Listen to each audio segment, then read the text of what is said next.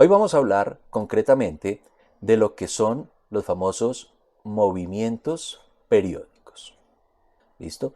Y para eso tenemos que tener en cuenta ciertas definiciones.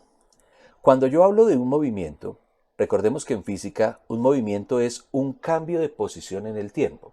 Entonces, diciéndolo de otra manera, si usted le toma la foto a algo, espera un ratico y luego le vuelve a tomar otra foto, usted ve distintas posiciones, usted puede asegurar que el objeto se movió. ¿Listo?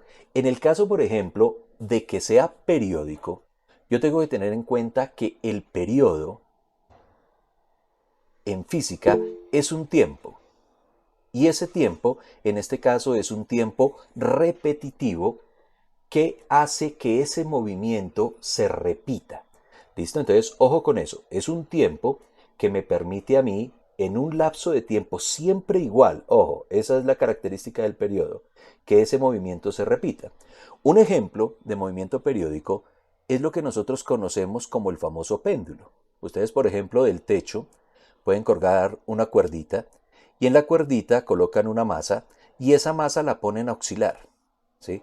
Esta oscilación se puede decir que es un movimiento periódico porque lo que tarda la bolita en ir de orillo a orillo y regresar al mismo punto de partida siempre demora lo mismo. Por esas razones que los antiguos utilizaban los péndulos para tomar tiempos muy precisos y por esas razones que se creó el famoso reloj de péndulo. ¿Sí? El reloj de péndulo consistía sencillamente en un mecanismo donde habían unos movimientos periódicos que hacían que coincidieran con la unidad que nosotros conocemos que se llama segundo, ¿sí? Y de esa manera podían calibrar muy bien los relojes. ¿Listo? De pronto usted dirá, profe, bueno, pero si yo cojo este movimiento periódico, por ejemplo, en el caso del péndulo, y lo hago oscilar con mayor amplitud, es obvio que debería demorarse más. Pues le cuento que no. ¿Por qué no? Porque si yo coloco, ejemplo, voy a pintarlo de rojo, una amplitud mayor a este péndulo, usted dirá, profe, pero es que tiene que hacer más recorrido, es obvio que va a llegar acá un poquito más alto y cuando regrese va a tener un tiempo más grande. Si hacemos el experimento nos vamos a dar cuenta que el tiempo del péndulo azul va a ser igual al tiempo o al periodo del péndulo rojo. ¿Por qué? Porque en cuestiones energéticas, cuando usted sube, por ejemplo, un objeto más alto, este caso del péndulo, va a tener, en este caso, mayor velocidad cuando pase por el punto de equilibrio porque tuvo más caída. Entonces, al tener mayor velocidad, empieza a compensar el tiempo y me voy a dar cuenta que es un movimiento periódico. ¿Listo? Entonces, ahorita vamos a hacer una simulación con esto de movimientos periódicos y se van a dar cuenta que es algo muy sencillo. Otro ejemplo de movimiento periódico puede ser el famoso sistema masa-resorte. Entonces, lo mismo, voy a coger del techo, amarro un resorte y a este resorte le coloco una masa. Y esta masa la jalo un poquitico hacia abajo y la suelto. Es normal que esta masa va a empezar a oscilar, ¿sí? Va a empezar a tener un vaivén de comprimir el resorte, estirar el resorte, luego el resorte tiende a hacer una fuerza hacia arriba para volverse otra vez a pasar por el punto de equilibrio, luego vuelve a comprimirse y ese movimiento es un movimiento periódico, ¿sí? Tengan en cuenta una cosa, muchachos, importante. Cuando ustedes tienen un movimiento periódico, ustedes en matemática han visto que existen las funciones matemáticas. ¿Qué es una función matemática? Pues sencillamente un conjunto de datos que tiene variable independiente y variable dependiente que tienen una relación, en este caso numérica. Entonces, por ejemplo, en el caso de hablar de la amplitud, ojo, estoy hablando del plano cartesiano, esta amplitud que puede ser, por ejemplo, la altura de este péndulo, o por ejemplo, esto que lo voy a llamar elongación, que sería también como qué tanto sube o qué tanto baja la masa, me va a producir un cambio en el tiempo que me van a dar funciones sinusoidales. ¿Por qué funciones sinusoidales? Porque ustedes se van a dar cuenta que en el tiempo, que sería en este caso la variable independiente, y la elongación, que la voy a llamar por ejemplo x, o pueden llamarla y, es simplemente una distancia recorrida, empieza a ser repetitiva en cuestiones de un ciclo. ¿Y cómo yo puedo pintar ese ciclo? Con una función trigonométrica.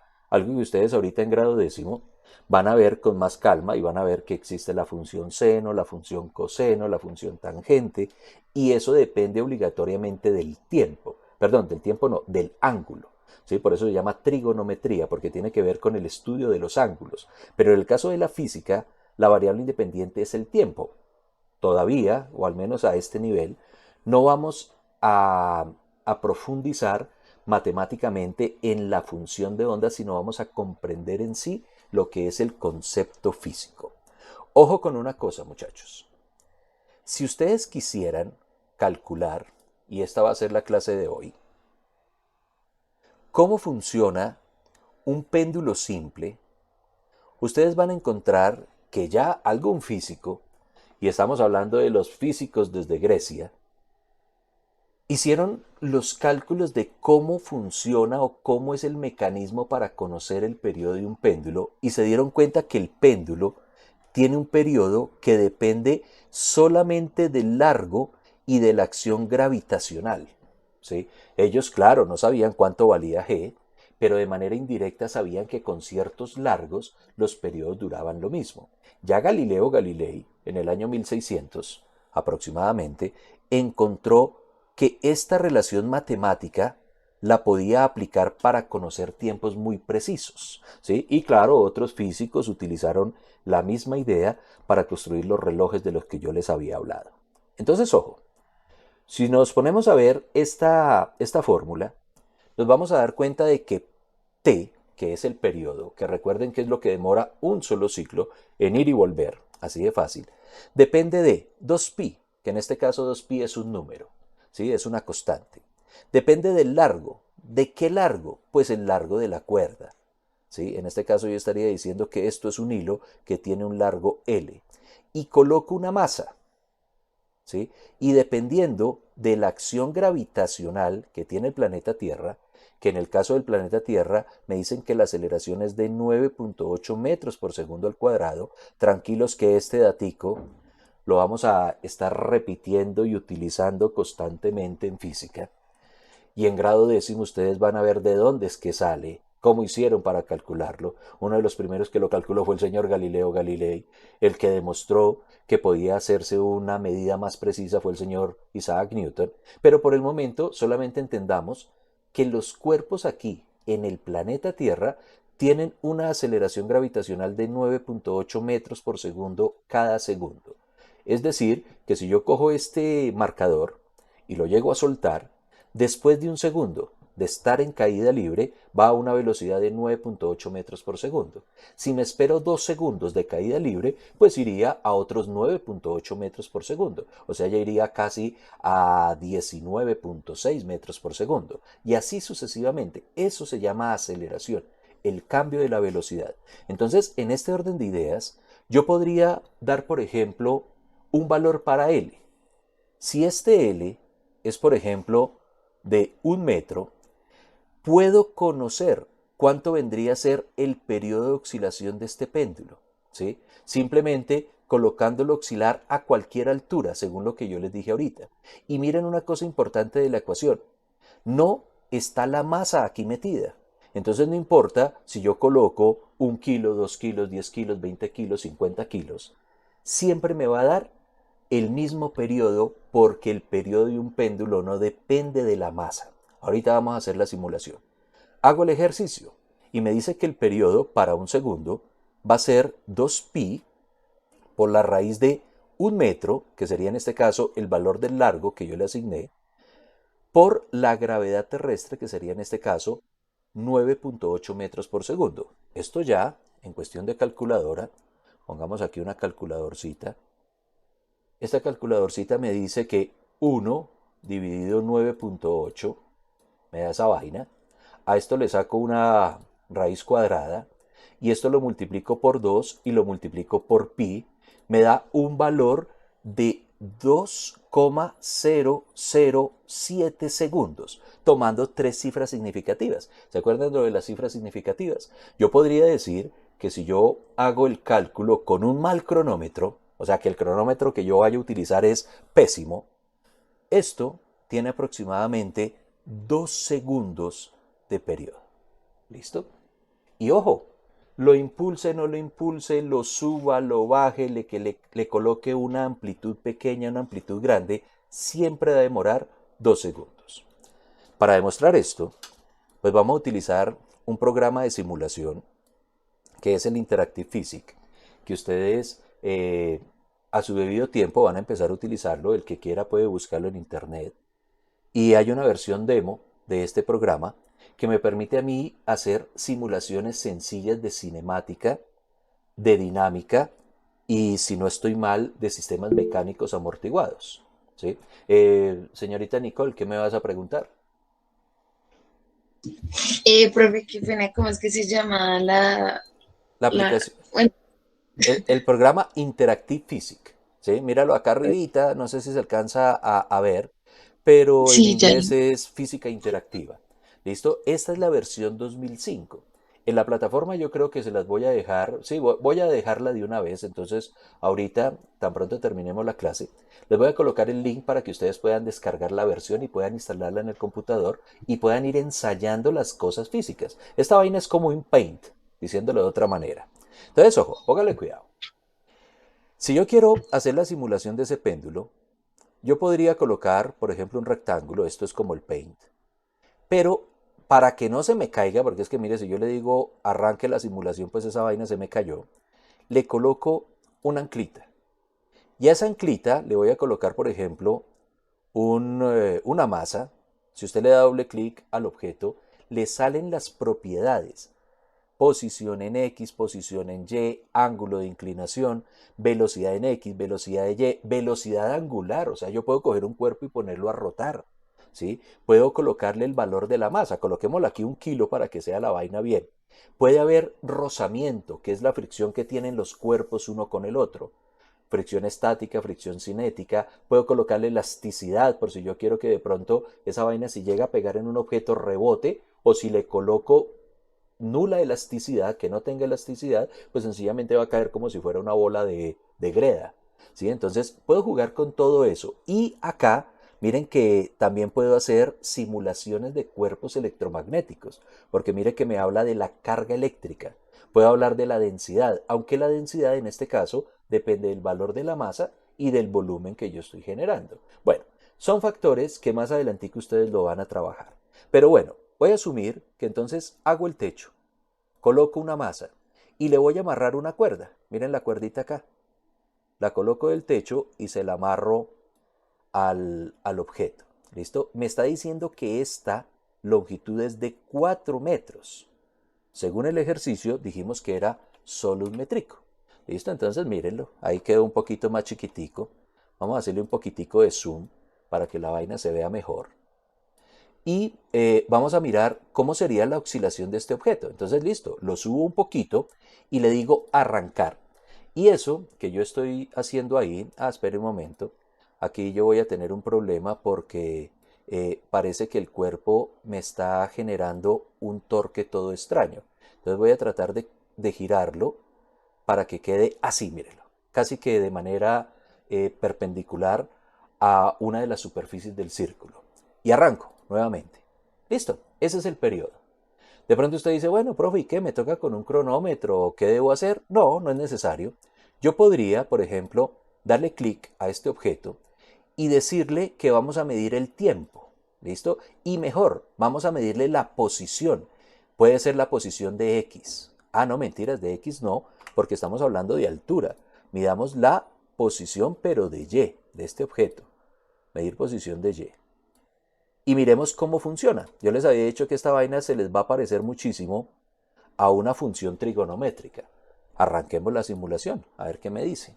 ¿Sí? Entonces, ahí a medida que va pasando el tiempo, va cuadrando la escala y se nota, a ver, detengámoslo ahí, démosle propiedades a esto y cambiémoslo a unas amplitudes más chiquiticas. Mire que aquí esta vaina va como desde este valor que es como -1.5, ¿sí? Entonces va como desde -1, así está bien, hasta -1.5, ¿sí? Que sería en este caso el valor más pequeñito que vamos a tomar. Y miren, ahí ya se nota. ¿Sí? Ya se nota. Volvamos otra vez a arrancar la simulación. Y ya se nota que sí es un movimiento periódico.